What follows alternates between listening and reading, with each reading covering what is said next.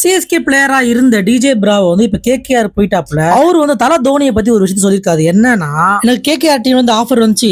முதல்ல தல தோனி அவர்களுக்கு நான் கால் பண்ணேன். தல இந்த மாதிரி ஆச்சு என்ன போடுறது கேட்கும்போது அவர் வந்து கிரீன் சிக்னல் கொடுத்துட்டாரு. அதுக்கப்புறம் தான் நான் கேகேஆர் டீம்ல ஜாயின் பண்ணேன் அப்படின்ற மாதிரி சொல்லிக்கிறாப்ல. சஞ்சு சாம்சனை பத்தி கோச் ராஜாமணி ஒரு விஷயத்த சொல்லிக்கிறாப்ல. அது என்னன்னா, அவர் வாங்குற 15 கோடி ரூபாய் சம்பளத்துல வந்து ஒரு 2 கோடி ரூபாய் எடுத்து குடுத்துறாப்புல. கொடுத்துட்டு டீம்ல டெவலப்மெண்ட் யூஸ் பண்ணிக்கோங்க, எல்லாம் வந்து இம்ப்ரூவ்மெண்ட் பண்ணுங்கன்னு சொல்லுவாப்புல. அதே மாதிரி வந்து ஒரு 40-50 பேர் டீம்ல இருந்தாலும் எத்தனை பேர் ஹோட்டல் கூட்டு போய் அவங்களுக்கே தெரியாம பில் பே பண்ணிட்டு போயிட்டாப்புல. அந்த அளவுக்கு பெரிய மனசு உள்ள ஒரு சஞ்சு சாம்சன்ற மாதிரி கோச் ராஜாமணி சொல்லியிருக்காப்புல. முடிஞ்சு போன ஆஸ்திரேலியா டூர்ல நிதிஷ்குமார் ரெட்டி சதம் அடிச்சு வேற லெவல்ல சாதனை பண்ணாப்புல. நம்ம யாருக்குமே தெரியாத ஒரு விஷயத்தை பகிர்ந்துருக்காப்புல. செஞ்சுரி போட்ட அந்த மேட்ச்ல அவர் போட்டு இந்த ஷூ வந்து விராட் கோலியோட ஷூ.